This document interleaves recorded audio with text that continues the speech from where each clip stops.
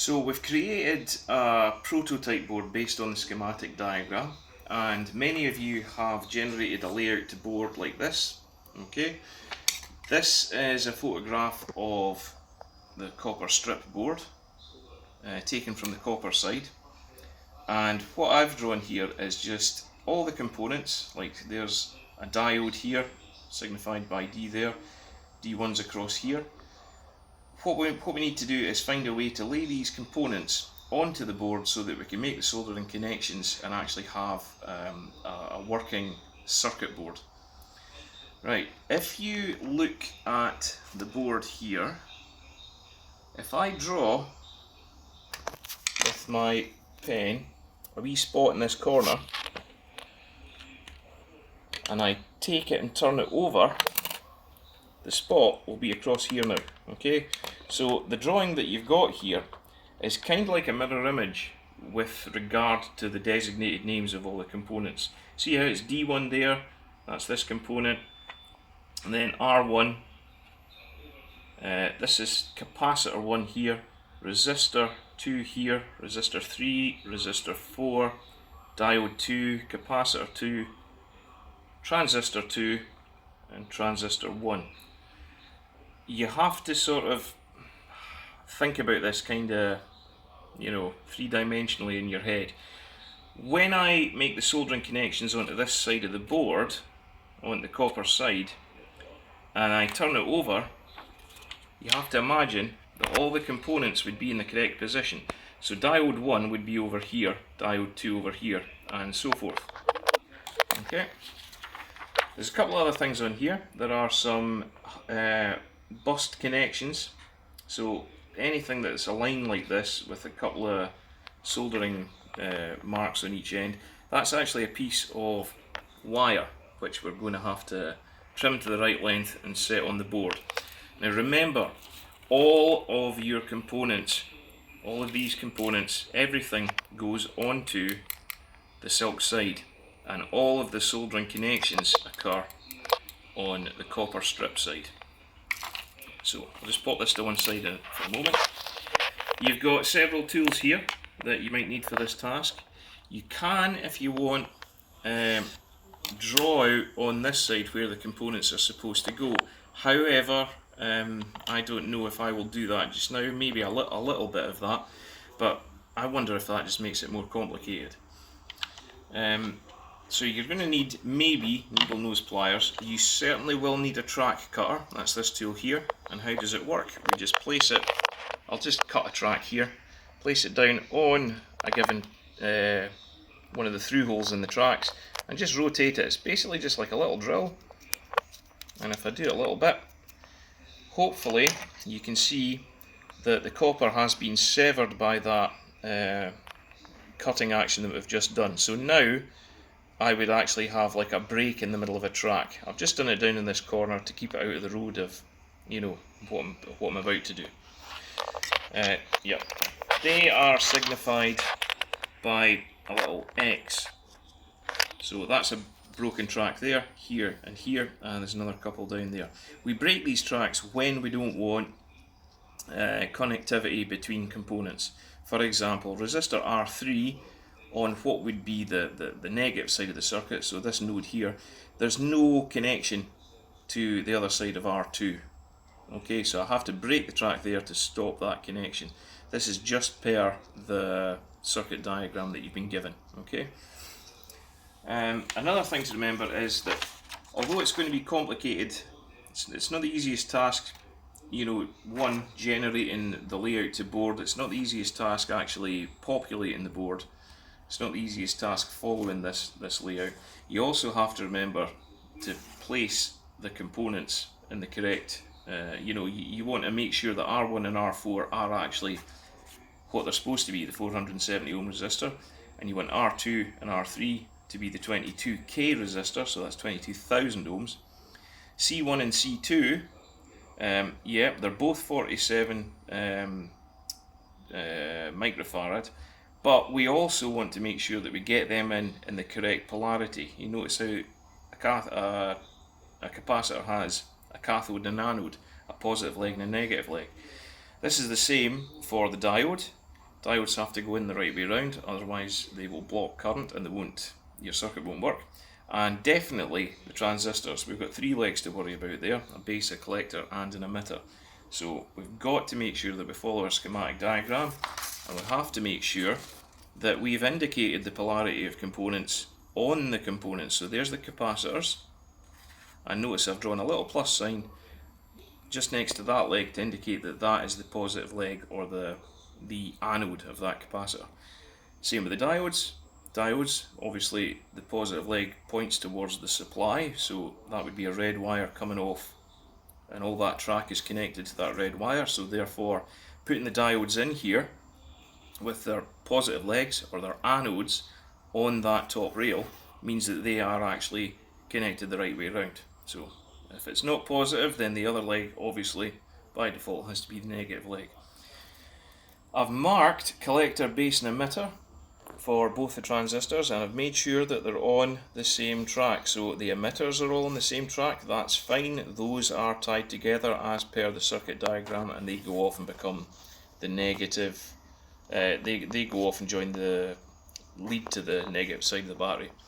I've marked bases and I've marked collectors.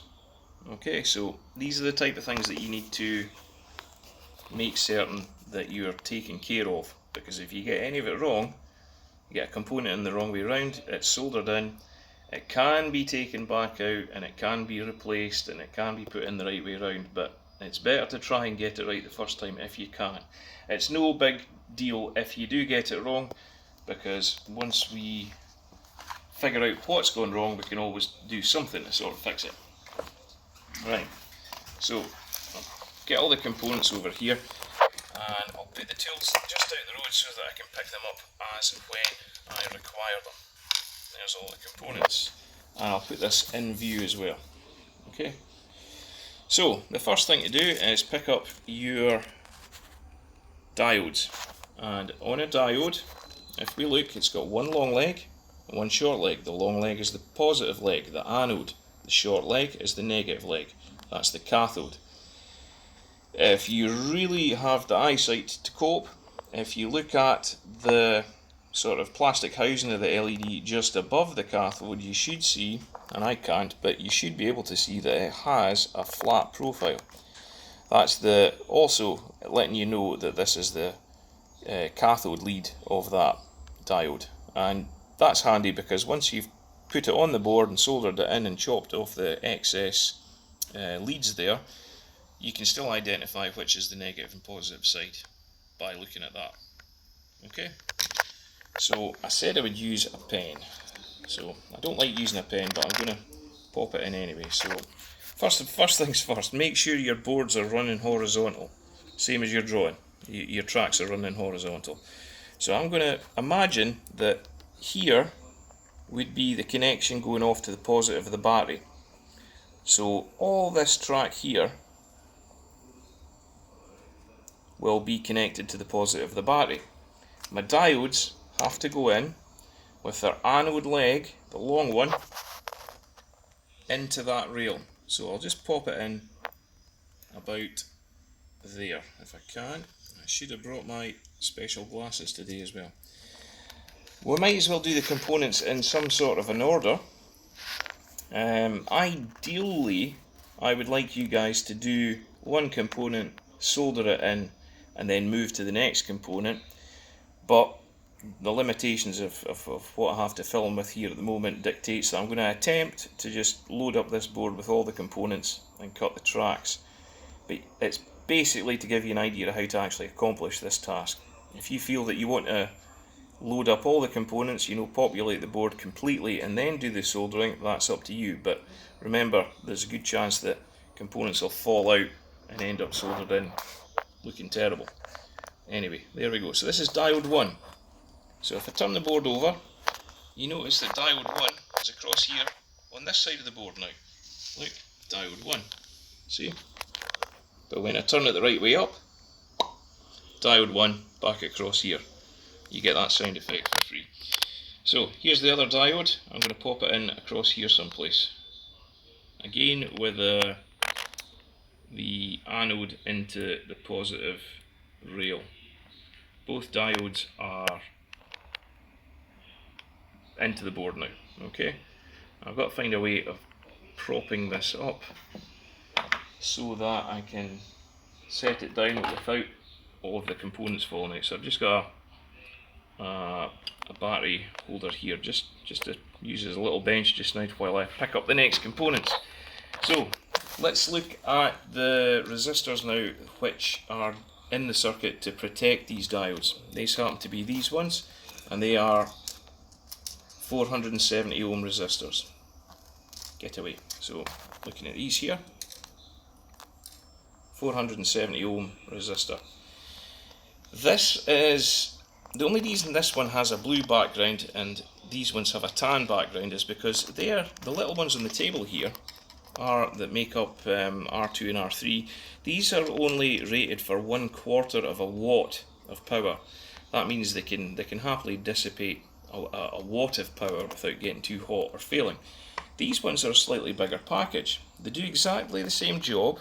Okay, they've got a different value of resistance, which is 470 ohms, but this particular one is rated for 1/2 watt, and that's the only real difference apart from the actual value. Okay, remember these components can go in any way around that you like, and they're going to be, there's R4 here, and there is R1 there. You can see that one leg connects to the cathode of the LED. Yep, on both of them. See that? But you also see that I have broken that track there, and that's because these top legs, we'll call them top because this doesn't really have a cathode and an anode. It just has two leads. Yeah, they're not connected, so I've broken the track there. So I'm going to pop these in. I'll just, you might see some bad practice with me not using these tools to actually fold the legs over properly all the time. Depends how impatient I get, but you students should probably attempt to do this properly. So there's one ready to rock and roll. I'll grab the other one, do the same to it.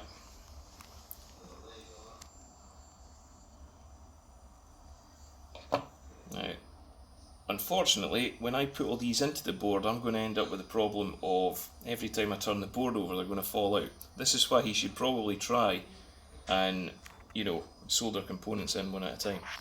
Realistically, you should also start, as I said in the last video, with the smaller of the components so that your board doesn't rock around when you're trying to work with it.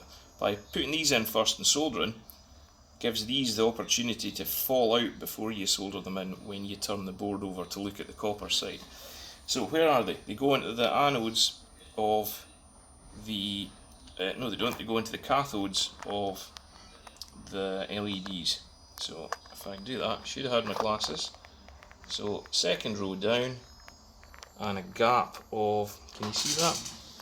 Second row down, and there is a gap of 1, 2, 3 holes, because that supports the size of this component. That's the way we can get it down on the board as comfortably as possible without having excessive lead length sticking out on this side.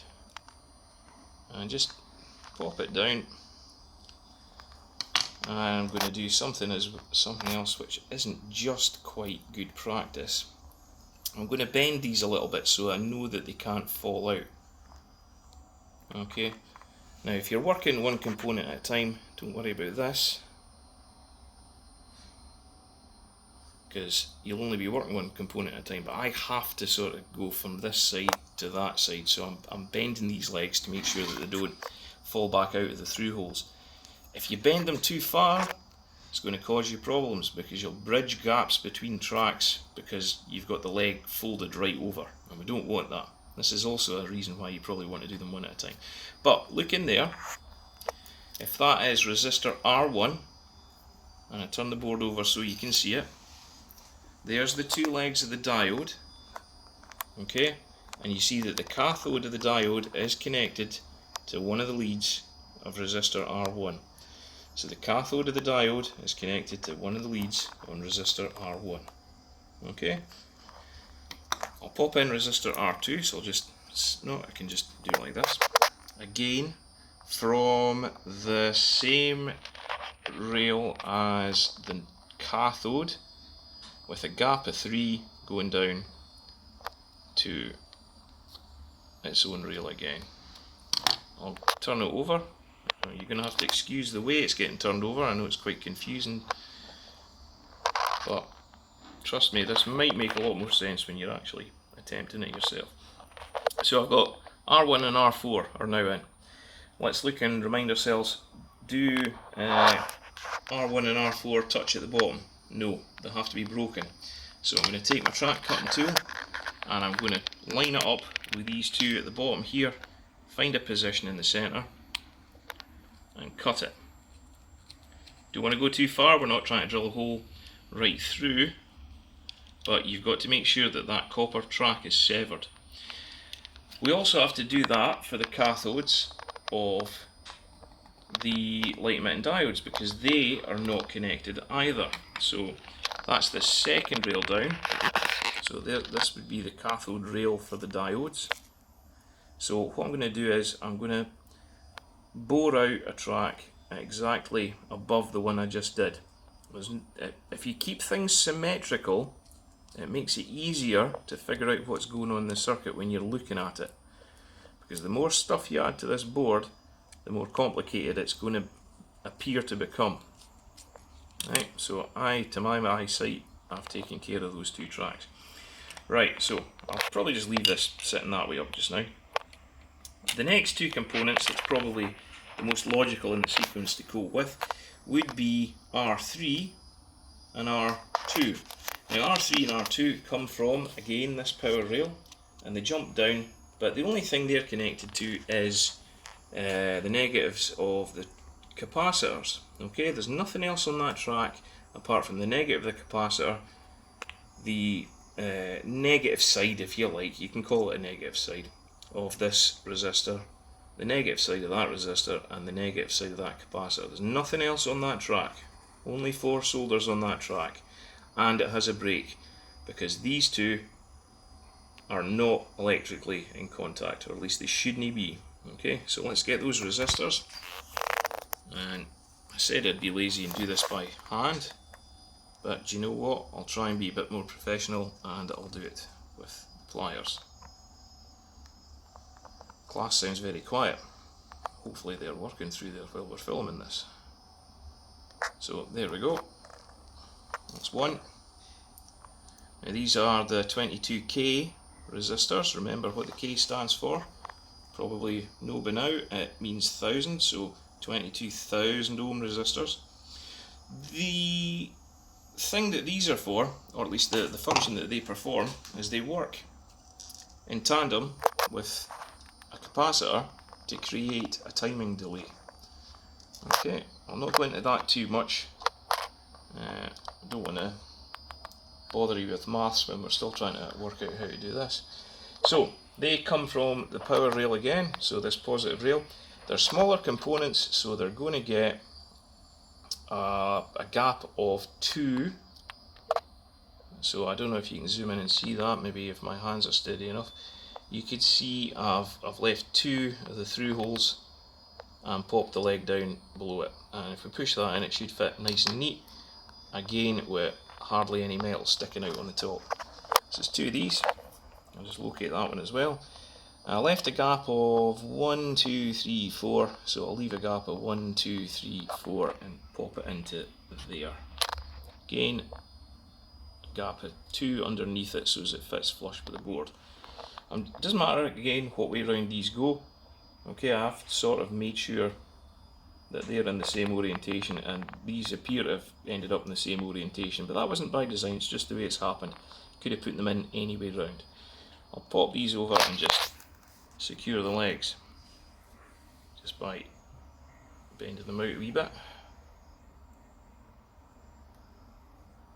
Wow, really struggling to see what I'm doing. Right, already you can notice that this side of the board is becoming quite complicated. Okay, as a soldering exercise, there's lots of things to try and dodge. So again, if you can, do this one step at a time. Okay, and do a solder each component. I've got that track to cut, and that is between the 2 I suggest we call them lower legs. They're on the negative side of the circuit, pointing towards the negative side of the circuit, or the ground side, so I'm going to cut that track there as well. So, whoop, they're trying to fall out. So maybe just pop it down on the bench for this, save everything coming out of there. I'm going to definitely have to give them a bit more of a bend to keep them secure. So there's the two lower legs, the components we just popped in. So I'm going to cut that track there. Well, maybe I'm actually going to come along one. The reason I'm doing that is because I don't want to cut a track directly beside a future soldering point. So there we go. As long as the track's severed, we're good. Right, that's the top half of the circuit essentially done. Alright, so have a look at that. That's kind of, if you lay yours out in accordance with this, it's going to be what it should look like. The next components are these two capacitors. Remember, they're polarized. So in this instance, the positive or the anode of your capacitor is in connection to R4. So the negative side of R4, if you like. Okay, so there is R4, and that's its negative side here. The positives, yep, so the positive, the anode of the capacitor connects to that side of R4. The negative side of your capacitor, its cathode, goes to R3. I hope I've not confused you with the words I'm using there. I think I might have mixed them up myself. So just for clarification, that's a capacitor. It has a cathode leg, negative, a positive leg, which we call the anode. The anode goes to, we'll call it the lower side of resistor R4, while its negative pin or lead connects to the negative side or the lower side of R3. So looking at these again, the long leg's the positive, the anode, short leg is the negative. So the positive one has to be in the same row as that leg there, okay? But I'm going to leave a gap of 1 because it would be silly to try and make it a tiny little jump of wire from there over to here to make contact there. So I'm actually going to leave a little gap of 1 position under it. And that's not normally what we would do, but it's just the easiest way to cope with the size of these being smaller. So you can see that I've got the positive leg of the capacitor connected to the lower leg of R1. The negative leg of the capacitor connected to the lower leg at R2. I'll just pop it in. It's not going to want to go in all the way, but it will sit perfectly fine on the board like that. I'm just going to turn this over and doctor those a wee bit so that they don't fall out. We'll do the same on the other side because the circuit is very symmetrical. Right, so I need the negative lead in contact with the bottom of this one via the copper on the opposite side, and I need the positive lead, the anode, in connection with this leg here. So over maybe from there to there. Tricky. There we go, that should be right. So yeah, negative of the capacitor to there, positive of the capacitor to here. I'll locate it. This video is going to take ages. Right, just give them a wee bend to stop them falling out. Now, these two positive leads, pop that out the road just now. These two positives, or anodes on the capacitor, again, are not in contact. Yeah. If you look at your circuit diagram that's on the Rise package online, and you have that open while you're doing this, that'll help you visualize what's supposed to be connected as well. Right, so I'm going to break that connection there. So there's my two capacitors. Turn it over, remember where the legs are. Might even take a component and wiggle it a wee bit so that I can see which one it is. So that lower one It's already cut. Yeah, obviously, because we had the bottom of R1 and R4. So yeah, that's already severed for us. So we don't need to worry about that. Right, here's for the bit where students become particularly upset. Right, and it's the transistors. Alright, now you know how to find the datasheet for these transistors. They're BC108s, so you go onto the supplier's website, in the search engine you type BC108 and it will take you to the correct transistor, transistor. In there you can download the datasheet on a PDF, and there will be a picture of this component from the underside, and I'll just scribble it down here quite quickly. You're going to have a drawing with a circle and a wee tab, and you can keep looking at that, but I'm just going to remind myself of looking at this. I got 1, 2, 3 legs. The leg that is closest to that little tab, so this leg, looking at it from the underside, so looking up at it like this, okay, looking at it like that, there's the little tab. That leg here, just put a wee mark on it so as we know what it is, that is going to be the emitter, and here's where I earn my wages. See if I can write E upside down. Is that the right way around? Yeah. These legs make up a kind of triangle shape, so there's a one there and then there's one here. There's not much on this half, but that one is going to be the base and this one is going to be the collector. You've got to get this right. If you get it unright or incorrect, it's not going to work. So looking at that, I've got my emitter, my base and my collector. So I'll do that again for the camera. My emitter, my base and my collector. So I'm going to take them and flatten them like that so that they're all in a line. This is not how you would normally do that. We'd probably lay them out on the board in a little triangle, but I want to make this really easy so that you can see what's... We're going to sacrifice a bit of quality of circuit board for a little bit more ease of seeing what's going on. So I've got my emitter, my base and my collector. I'm going to lay them in, emitter, base, collector, on the board so that the emitter's pointing towards the bottom of the board, the base is in the middle and the collector's at the top. And it doesn't matter where you put it just now, because it's going to be connected using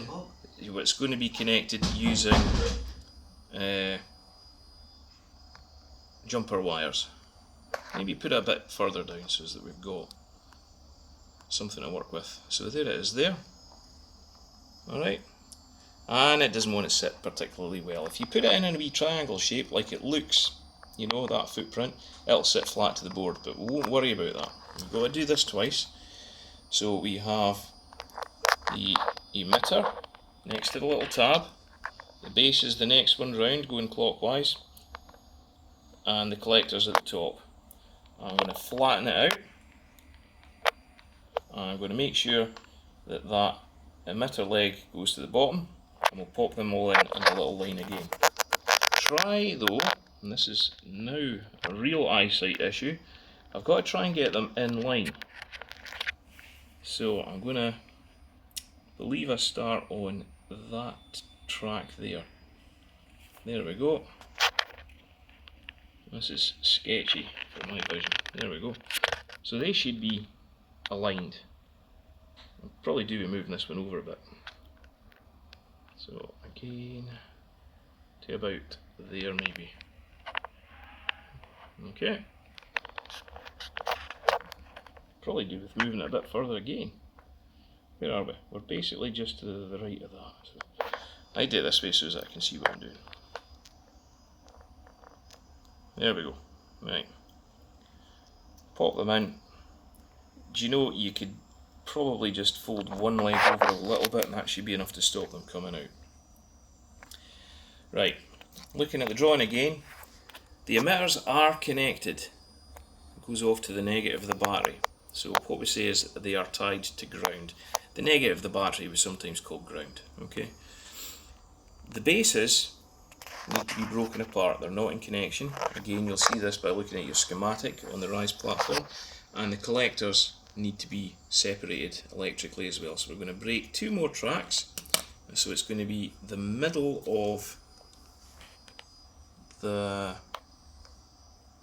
I don't know if this will show up in the camera, but I'm going to, there's my base leg, I'm going to come along and break it someplace about here.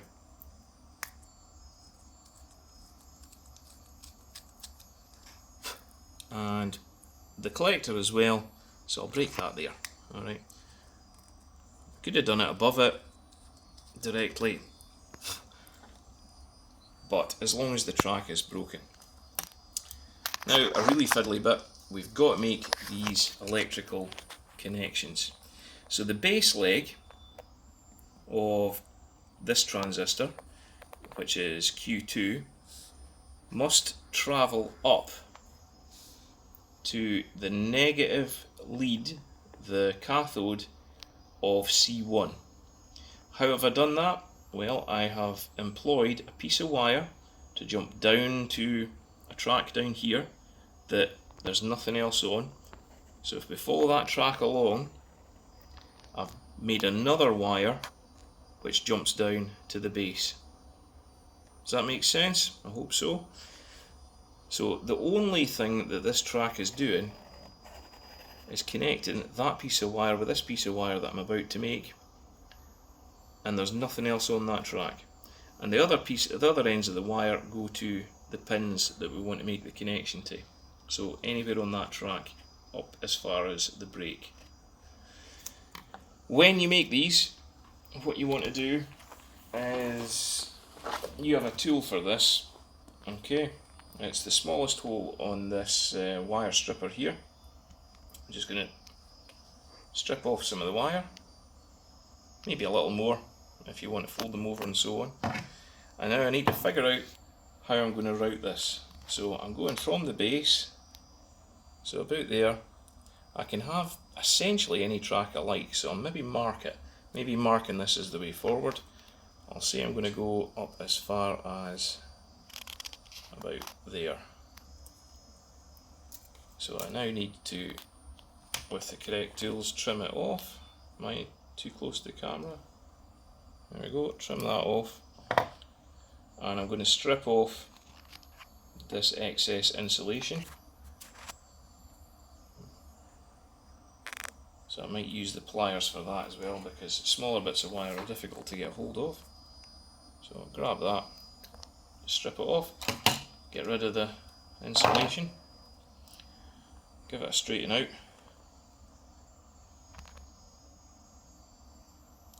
I'll maybe just do one of these wires because this video is getting long, but I will explain how to do the rest. Okay, well, one of these connections anyway. So there's my wee piece of wire.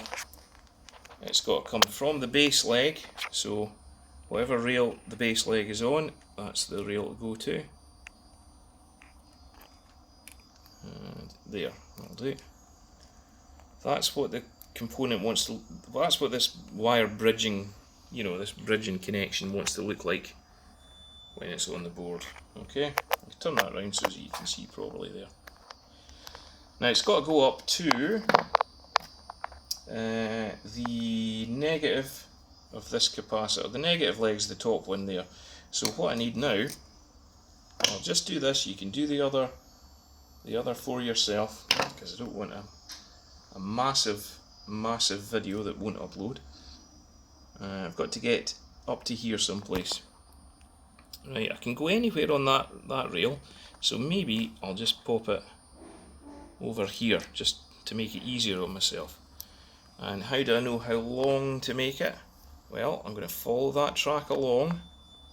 I'm going to put a mark about there saying that's where my insulation ends, and I'll give myself about that much to solder with. Pop that out, snip that off, throw that away.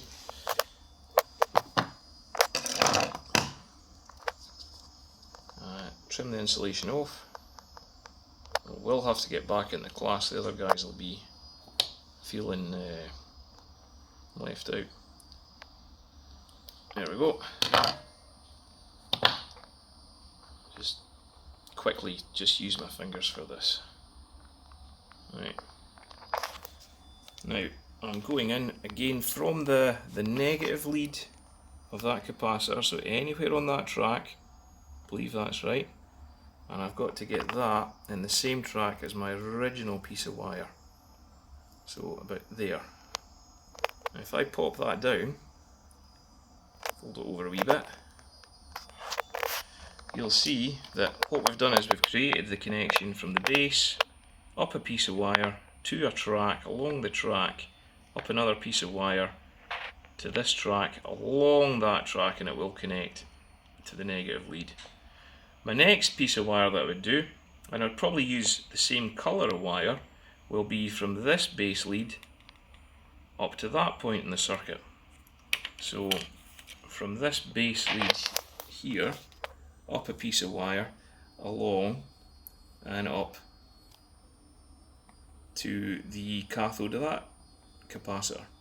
Yeah, I mean, yes, I sort of changed this a little bit for the sake of easiness, but as long as the connections are the same, you can put these, route them the way you feel most comfortable doing it.